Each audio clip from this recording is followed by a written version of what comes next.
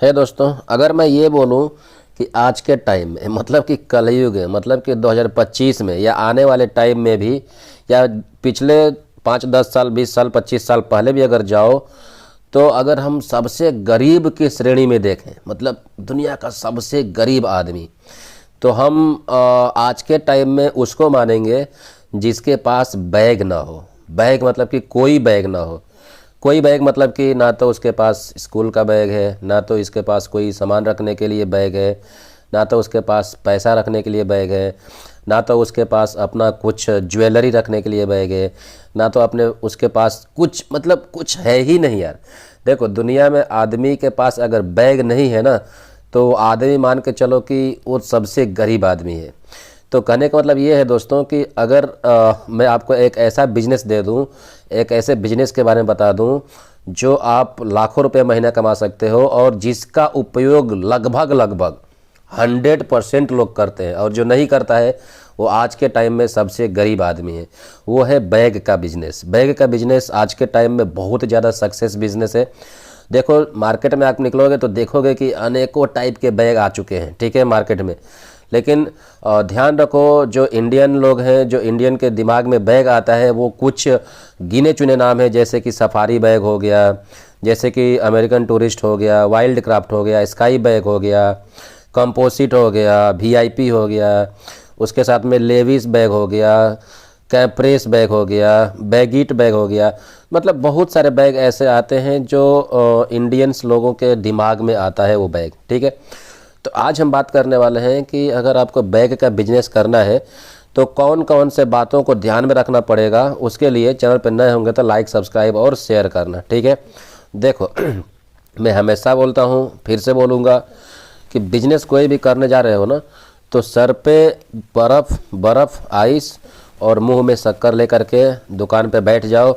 ग्राहक अपने आप आता रहेगा, वो कहीं नहीं जाएगा, ठीक है। तो सबसे पहले हमेशा जब भी किसी भी बिजनेस का आप शुरुआत करना चाहते हो तो उस बिजनेस के बारे में समझो, जानो। जानने के लिए क्या है, जैसे कि हम बैग के बारे में बात करने वाले हैं, तो ये समझो कि बैग कितने टाइप के होते हैं। अब ऐसा तो गए नहीं कि मार्केट में गए, मुंह उठाए और होल सेलर के पास गए और बोले कि मुझे बैग दे दो, ठीक है।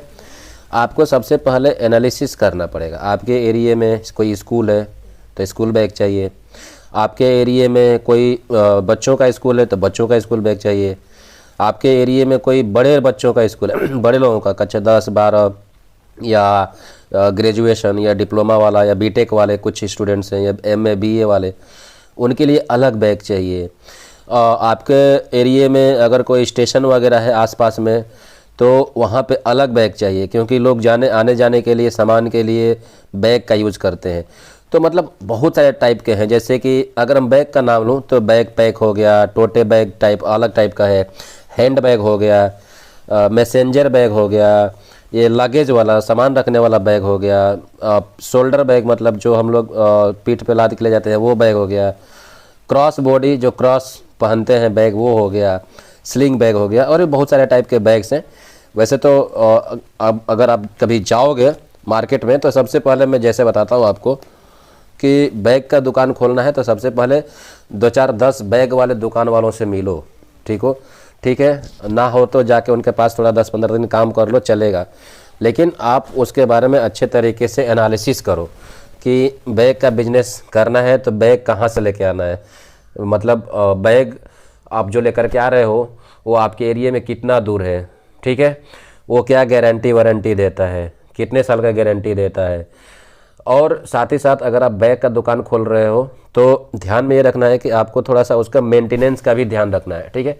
जैसे कि आपको बैग का सिलाई का पता होना चाहिए, बैग में चेन ख़राब हो गया तो बैग के चेन लगाने आना चाहिए। अब सिर्फ बैग नहीं बेचना है, अपने को बैग के साथ साथ बैग का चेन बेचना है, बैग का व्हील बेचना है, जो व्हील रहता है। सपोज करो आपके यहाँ से कोई बैग लेके गया, या आपके यहाँ से नहीं लेके गया, दूसरे के यहाँ से बैग लेके गया, अब उसका व्हील ख़राब हो गया, ठीक है। देखो जाहिर सी बात है, बहुत सारे बच्चे ऐसे रहते हैं जो बैग पे चढ़ के घूमते हैं, बहुत सारे ऐसे लोग रहते हैं जो अच्छे तरीके से बैग को यूज़ नहीं करते हैं और व्हील ख़राब हो जाता है या चेन ख़राब हो जाता है।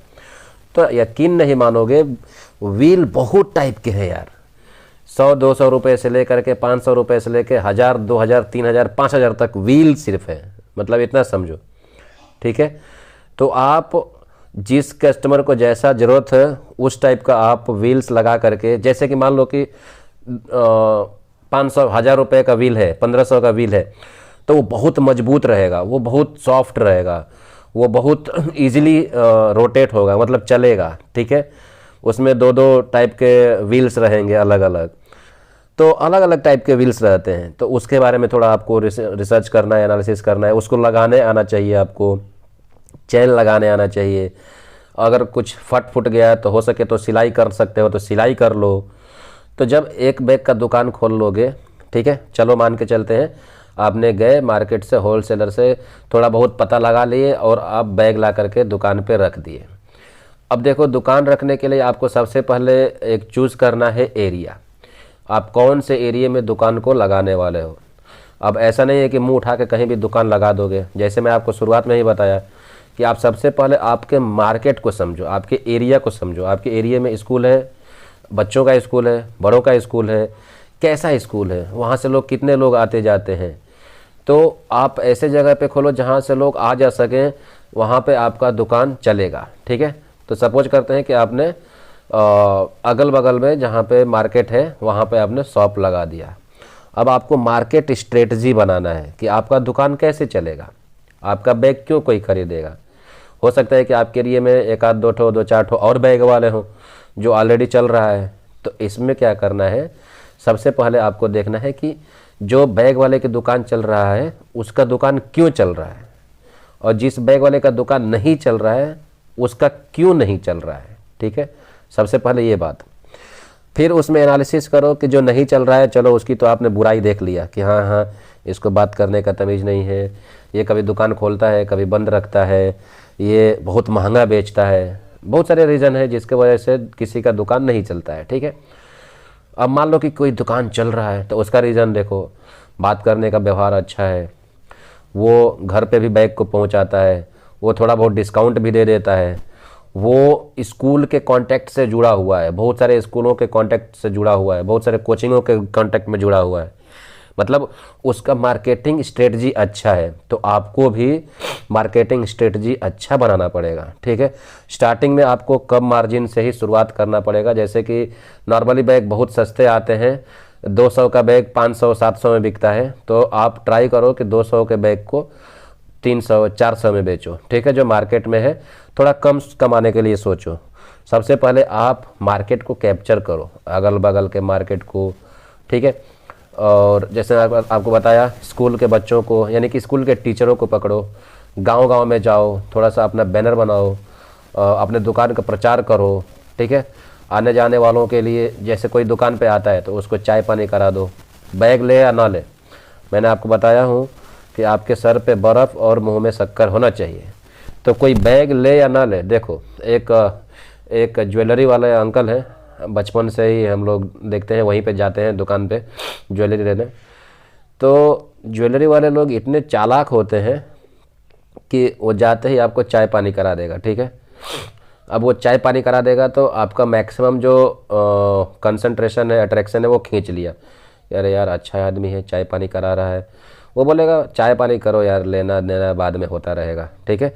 तो आपको ऐसे स्ट्रेटजी बनाना है, लालच नहीं लाना है मन में, आपको स्ट्रेटजी बनाना है। 5 रुपये का चाय रहेगा यार मैक्सिमम, और कितने का रहेगा, चलो मान लो कि 10 रुपये का रहेगा, 2-4 चाय पिला दोगे, कितना चला जाएगा। मान के चलो कि आपको 100 रुपया चाय पे खर्चा करना है, ठीक है। छोटा कप में चाय देने का, बहुत बड़े कप में चाय नहीं देने का, जो 10 रुपये वाला चाय मिलता है उसको 2 कप में करवाने का, ठीक है। तो 100 रुपये चाय में चला गया, ठीक है। मान के चलते हैं कि 20 लोग आ गए कस्टमर, तभी ना 100 रुपया जाएगा, 20-25-100। अब 20 लोगों में से आपने चाय पिला करके 100 लोगों को बटा दिया। अब मान के चलते हैं कि 50% लोग खरीदते हैं, यानी कि 10 लोग खरीदते हैं, तो आपको सोचो एक पे 200 का प्रॉफिट होता है, तो भी आपको 10 गुना के 20 2000 रुपये का प्रॉफिट होगा सिर्फ बैग से, ठीक है। तो बहुत अच्छा बिजनेस।